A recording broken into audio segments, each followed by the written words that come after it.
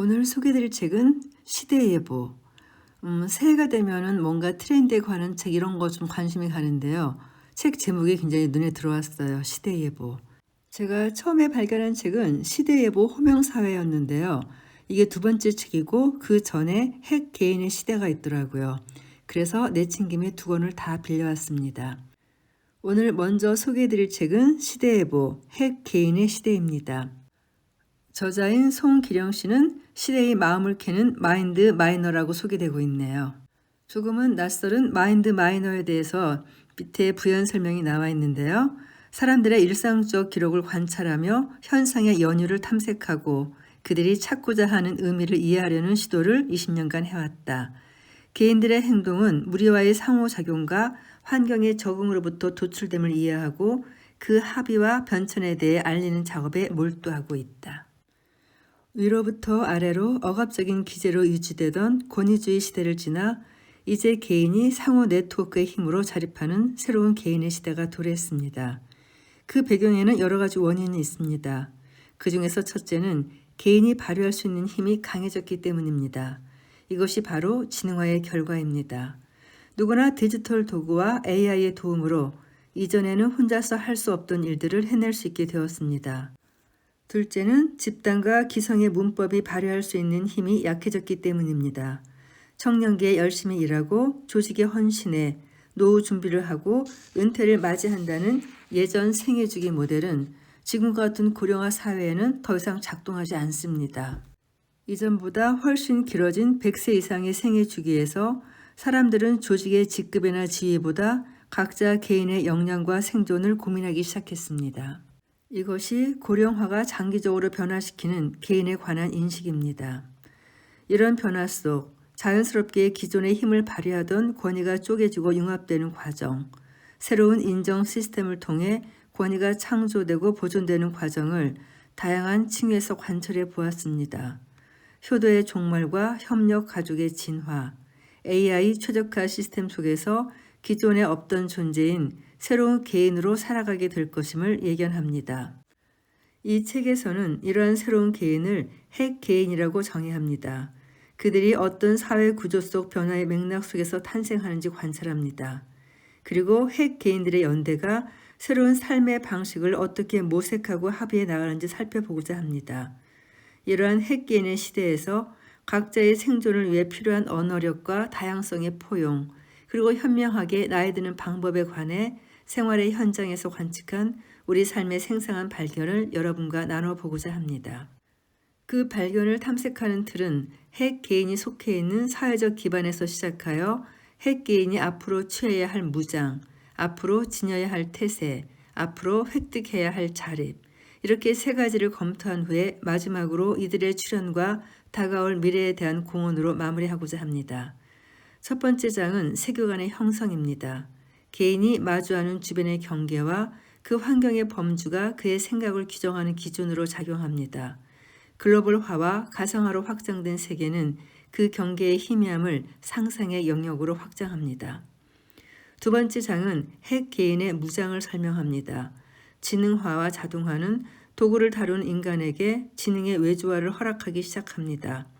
개체의 연결성이 새로운 도구를 만나며 얻게 되는 엄청난 적응력은 지난한 노동의 종말을 예언합니다. 세 번째 장에서는 도구를 갖춘 핵 개인의 태세를 바라봅니다. 급격한 지능화는 적응의 현기증을 수반합니다. 이전의 규칙에 익숙한 세대와 핵 개인의 조우에서 만들어지는 필연적인 현행화의 이격을 관찰하고 합리적 합의의 모색을 관찰합니다. 네 번째 장에서는 업의 역량을 갖춘 핵 개인의 자립을 설명합니다. 집단적 결속으로 상호 부조화동 가족의 역학이 어떻게 재정의될 것인가, 그리고 핵 개인이 이후 자신의 삶을 어떻게 만들어 갈 것인지를 살펴봅니다. 마지막 다섯 번째 장에서는 핵 개인의 출현을 선언합니다. 핵 가족이라는 더 이상 새롭지 않은 단어가 우리 사회에 도래한 지 반세기가 넘었습니다. 지능화와 고령화에 따른 새로운 개인의 도래 시점에 진정한 핵 개인의 삶이 시작됨을 공언합니다. 기후변화가 지난 천년의 기상 메커니즘을 벗어나는 일이 점점 더 잦아지고 있습니다. 매일 뉴스에서 빠지지 않는 일기예보가 무색할 정도로 급변하며 하루 앞을 예측하기 어려운 시대입니다만 그럼에도 불구하고 우리는 종종 그것이 맞지 않더라도 준비와 대비를 위해 귀를 기울입니다. 비유하자면 이는 단순히 비를 피하기 위한 정도의 준비가 아닙니다. 누군가에게는 생업과 생명이 달려있을 만큼 중요한 일입니다. 이제 옷차림을 위해 한철의 기상을 알려주는 일기예보보다 내 삶을 대비하기 위한 더 큰 호흡의 시대 예보를 시작합니다. 제1장 K는 대한민국이 아니다. 최근 K드라마, K무비, K컬처가 뜬다고 하는데 그 K의 정체, 그 범주를 새롭게 정의해야 합니다. 소셜 네트워크의 중심이 접두사 K로 시작하며 시장의 변화가 일어나고 있습니다. 대한민국 정부 역시 K푸드에서 시작해서 K팝, K드라마로 이어지는 K컨텐츠의 전파에 노력을 기울이고 있습니다. 여기서 무엇보다 중요한 것은 대중들에게 K가 어떻게 수용되는지 관찰하고 그 반응을 통해 K의 범주를 사력 있게 설정해 나가는 것입니다. 최근 K 콘텐츠를 향한 더욱 진지한 흐름이 포착됩니다. 이민 2세대 감독인 정혜삭의 미나리, 소설뿐 아니라 드라마로도 주목받은 이민진 작가의 파친코, 미국 서점가를 강타한 H마트에서 울다, 한국 출신의 이들이 펼쳐내는 정착과 유랑의 역사가 K 콘텐츠로 인정받는 것을 보면 K가 꼭 대한민국은 아닌 것 같습니다. 그것은 최소한 문화이고 사람입니다. 바로 한국 엄마를 공유하는 정서에서 오는 것이지요. 엄마의 국적이 한국이라서가 아닙니다. 중요한 것은 엄마로부터 한국식 삶의 양식과 정서를 물려받았다는 것입니다. 그렇다면 어떤 것이 한국적인지, 다음으로는 그 한국적인 것이 과연 고착화되어 있는 것인지 계속 변화하는 것인지도 굉장히 흥미롭게 관찰해야 할 지점입니다. 한국인들이 생각하는 K, 그리고 세계인들의 머릿속에 있는 K를 다각도에서 바라보아야 합니다. K가 지금도 확장되고 더 나아가 새롭게 정의된다는 것이 단순히 기존 것의 보존이 아니라 새롭게 융합되는 것으로 관찰된다면 새로운 K는 적어도 대한민국이라는 국가의 물리적 존재에 머무르지만은 않을 것입니다. 새로운 사람들이 만나고 교류하며 서로에게 좋은 것을 나누고 취하는 과정에서 새로운 K의 유니크한 감성들이 만들어질 것입니다. 무엇보다 중요한 것은 그 K가 전 세계 사람들의 마음을 움직일 만큼 세련되다라는 것입니다. 그렇다면 이제부터 해야 할 일은 K를 국가에 가두지 않고 좀 더 열린 상태에서 새로운 인자를 수용하려는 마음을 갖는 것입니다. 그리고 이를 위해서 해야 할 일은 지키는 것이 아니라 개방성을 갖추는 일입니다. 이렇게 확장된 K는 오히려 더 큰 품을 가질 수 있습니다. 세계 속 K가 새롭게 정의되어야 하기에 이 땅의 정주자 입장에서의 K도 다시 생각해 보게 됩니다. 이제 점점 더 국가보다 내가 사는 도시가 중요해지고 있습니다. 삶의 단위는 이제 국가가 아니라 도시입니다. 뉴요커와 서울러의 정체성은 이렇게 시작됩니다.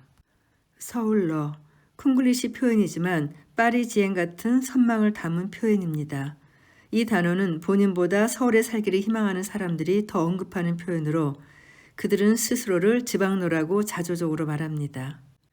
그들은 국가와 국적은 태어나는 순간 나의 의지와 상관없이 정해지지만 내가 살아갈 도시만큼은 내가 선택하는 자기 결정권의 영역 안에 있는 것이라 믿습니다. 미래의 국가는 도시 국가가 될 것이라는 학자들의 연구도 깊이 고민해 보아야 합니다. 양성평등. 무심결에 내뱉은 말에 바로 제동이 걸렸습니다. 양성평등이 아니라 그냥 성평등이라고 해야 한다는 설명입니다. 다양한 대상에 대해 인지하지 못하고 차별하거나 선입견으로 제한된 언어를 사용하고 있는 것은 아닌지 생각해 보게 됩니다. 언어에는 바뀐 세계의 질서가 담겨 있습니다. 노브랜드에서 햄버거 사업을 처음으로 시작할 때 내세운 광고 모델이 온라인에서 이슈가 된 적이 있습니다. 검은 피부 모델이라니 한국에서 만들어진 브랜드라며 외국인을 모델로 쓰는 것이 올바른 일인가? 그러나 소비자들의 직관적인 추측과 달리 그 모델은 한국인이었습니다. 아버지는 나이지리아 출신이지만 어머니는 한국인이고 한국에서 태어나 한국어를 구사합니다. 우리가 생각하는 우리라는 범주가 매우 좁다는 것을 알게 된 사건입니다. 하나만 고르고 우리를 우선시하면 여러 가능한 선택지를 고려하지 못하는 단일화된 사회가 됩니다. 그리고 그런 사회는 필연적으로 배타적이 됩니다. 왜냐하면 우리를 이야기하는 순간 우리가 아닌 사람들을 배관시하기 때문입니다. 하지만 이제는 교류의 대상이 넓어지고 접점이 커지며 다양성을 고려해야 하는 사회로 접어들었습니다. 그리고 이를 인식한 핵 개인들이 다양성을 원하고 있기에 다양성을 배제한 채 말하는 순간 새로운 세대와의 커뮤니케이션에 벽이 생깁니다. 언어 표현은 현행화를 게을리하면 다음 세대의 혐오를 받습니다. 대상을 타자화시키지 않도록 계속 사유해야 합니다. 유니섹스라는 말은 젠더리스라는 표현으로 진화합니다. 젠더리스는 성구분 자체를 하지 말라라는 것이죠. 이 모든 변화가 결국 생각의 변화와 연결되기 시작하여 이전의 고정관념은 자연스럽게 거부됩니다. 그래서 요즘은 남성적, 여성적이라는 표현도 적절치 못한 표현으로 꺼려지고 있습니다. 더 나아가 젠더리스라는 말조차 구분을 전제로 한다는 의견이 있으니 표현은 끊임없이 현행화해야 합니다. 익숙한 표현일지라도 변화한 사회에 맞추어 낯설게 바라보고 세심하게 언어를 재정의할수록 계속 새로운 세계가 열립니다. 이 책을 읽으면서 이 점에 굉장히 공감했습니다. 말조심은 연예인이나 정치가만 하는 게 아닌 것 같아요. 이어지는 2장은 코파일럿은 퇴근하지 않는다. 생성형 AI가 세상을 떠들썩하게 만들면서 주목받은 단어가 있습니다. 바로 코파일럿입니다. AI 기반의 코파일럿, 퇴근하지 않고 잠도 자지 않고 노동량에 비례해도 월급이 월 100달러를 넘지 않고 무엇보다 코파일럿은 손오공의 머리카락처럼 계속해서 복사해낼 수 있습니다. 이렇게 AI로 만들어진 코파일럿이 현실화되면 모든 화이트 칼라 직무자들은 멈춰서 생각해 보아야 합니다. 지속적인 인플레이션으로 인한 급여 현실화 등 인간 노동자가 처우 개선을 요구할수록 자동화의 속도는 빨라집니다. 그리고 그 자동화는 결국 각자 혼자서 엄청난 일을 하는 사람, 다시 말해 AI 디렉트로서 인간의 진화를 추동합니다. AI와 합을 맞춘 완전체 개인과 조직은 이후 어떤 관계를 형성하게 될지 생각해 보아야 합니다. 충주시 유튜브 운영을 맡고 있는 공무원은 업의 진정성을 생각하게 하는 흥미로운 사례입니다. 저도 그래서 충TV라는 유튜브를 찾아보았는데요. 재밌더라고요. 그가 가장 많이 받는 질문은 왜 계속 공무원을 하느냐라는 것이라고 합니다. 인터뷰 기사에서 확인할 수 있는 그 질문에 대한 공무원의 대답은 한결같습니다. 제가 충주를 되게 좋아한다. 지금 제가 하는 일이 충주를 잘 알리는 일이지 않냐. 그런 면에서 보람이 크다. AI와 합을 맞춘 핵기에는 자리가 아닌 일을 봅니다. 나의 성장과 공동체의 공감, 다시 말해 사회적 기여가 동반되는 일자리는 쉽게 사라지지 않습니다. 기계가 좋아서가 아니라 사람이 불편해서, 눈치가 보여서, 그리고 전화를 부담스러워하는 사람들이 생각보다 많습니다. 그래서 AI 채팅, AI 에이전트 서비스에 수요가 몰립니다. 이렇게 콜포비아 트렌드는 나비 효과처럼 전 세계의 수많은 사람들의 협업 방식을 바꾸게 됩니다. 바뀐 것들을 어떻게 나에게 적용할 것인가? 이것이 숙제로 남을 것입니다. RPA, Robotic Process Automation, 스마트 팩토리, 자동화 시스템 등 이 모든 것이 협업의 대안이자 대상이 될 수 있습니다. 이제까지 보살핌 노동은 온기를 지닌 인간의 고유 영역이라고 생각했습니다. 하지만 치매 노인을 돌보는 데는 오히려 감정이 없는 로봇이 더 유리하다는 사실이 현장에서 밝혀지기도 합니다. 로봇의 핵심은 물리적, 정서적 행위의 자동화입니다. AI의 핵심은 지능적, 창조적 활동의 자동화입니다. 결국 인간은 창조적 활동, 지능적 활동, 육체적 활동, 정서적 활동, 그 모든 영역에서 로봇, AI와 함께하게 될 운명입니다. 이제 개인은 직접 배워서 AI의 도움으로 업무를 처리할 수 있습니다. 그리고 조직은 프로세스를 정교화시킨 뒤에는 자동화시킵니다. 그렇기 때문에 관리자가 사라지는 것입니다.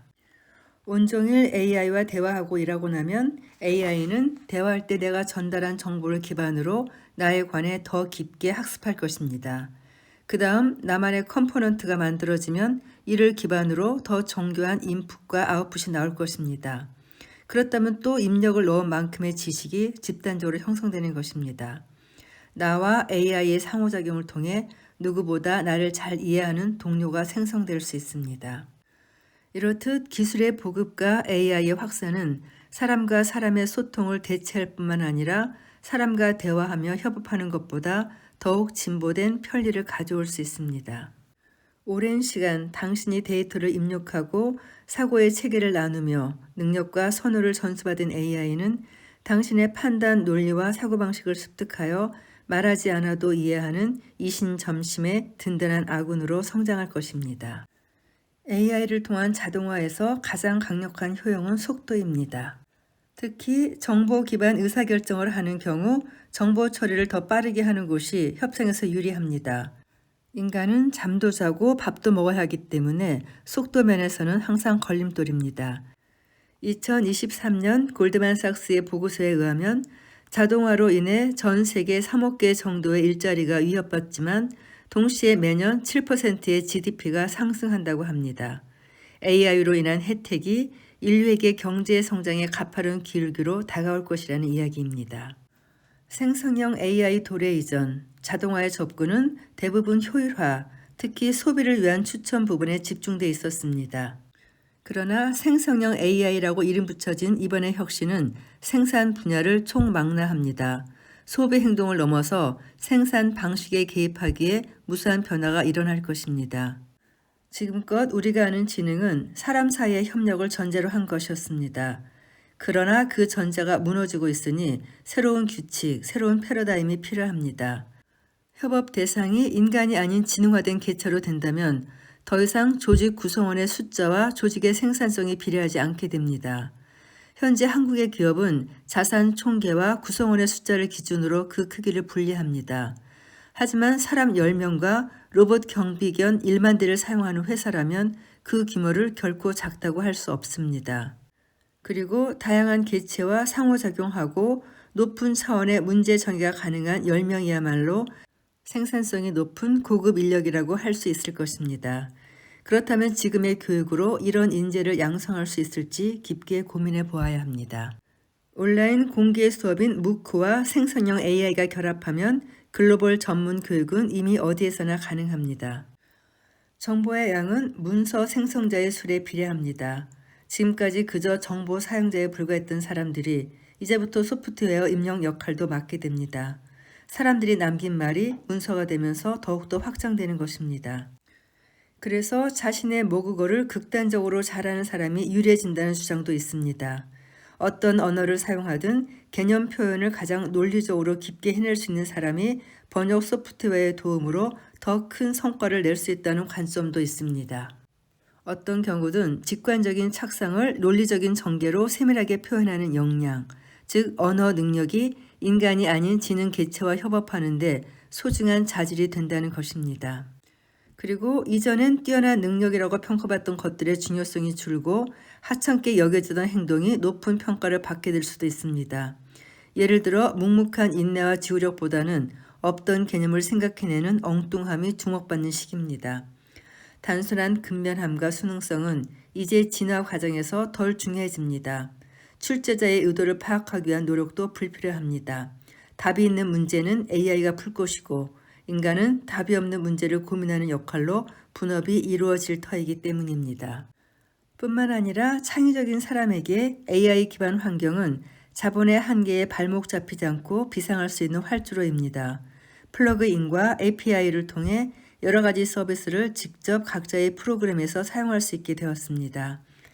네이버 로그인, 카카오 로그인 등이 가장 대중적인 API 사례에 속합니다. 네이버와 카카오에서 만들어 놓은 회원가입 시스템에 파이프라인을 연결해 자신의 서비스에 접속하도록 하는 것입니다. 그리고 개인들은 이미 이런 시스템을 통한 협력에 매우 익숙합니다. 디스코드에서 API를 활용해 프로그램을 만들면 고객이 생산자가 됩니다. 지금까지 모든 분야에 필요한 부분을 기업 스스로 생산하여 서비스하던 시대에는 기업의 규모가 서비스의 크기에 비례했습니다. 이제는 개미의 무리처럼 각자의 모두를 연결해 공유할 수 있는 세상이 오면서 하나의 완성된 서비스를 위해 모든 것을 개발할 필요가 없는 세상으로 진화하고 있습니다. 여기서 중요하게 보아야 할 포인트는 지능화보다는 연결성입니다. 게다가 지금은 온라인으로 로그인하여 인증하기 때문에 인터넷 없이는 소프트웨어 서비스가 불가합니다. 한번 사서 쓰는 게 아니라 매달 사용료를 지불하게 만든 높은 부가가치의 구독 경제 모델입니다. 모든 산업 분야에서 부가가치 상승의 수수는 비슷합니다. 첫 번째 전제가 연결성, 두 번째 전제가 진흥화입니다. 이제 우리는 주말 오전 2시간만 시간을 내면 자기 명의의 쇼핑몰을 개업할 수 있는 오픈소스 소사이어티 시대에 살고 있습니다. 오픈소스 소사이어티에 열려있음과 공유 기능은 시장 참여자들에게 크나큰 축복입니다. 많은 참여자가 집단 지성으로 이뤄낸 시스템은 현행화와 진화 두 관점에서 모두 유연하고 유리합니다. 여러 소프트웨어를 조각조각 붙여서 해결책을 찾는 소프트웨어 패치 스타일을 최신화는 이미 과거의 방식입니다. 지금 온라인 산업에서 일어나는 움직임은 모든 것이 연결되어 있고 자체적으로 진화하는 시스템을 기반으로 합니다. 이 세계에서 소프트웨어 업데이트는 마치 유기체의 생명 현상처럼 자연스럽게 일어나고 있습니다. 지금 모든 개인들은 계속해서 다시 태어나기를 요구받고 있습니다.